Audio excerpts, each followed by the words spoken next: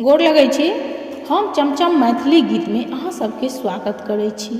आई एगो हम राम विवाह गीत कहै छी। अहाँ सब ई गीत हमर जरूर सुनब, देखब और हमर चैनल के सब्सक्राइब, वीडियो के लाइक जरूर कऽ देबै।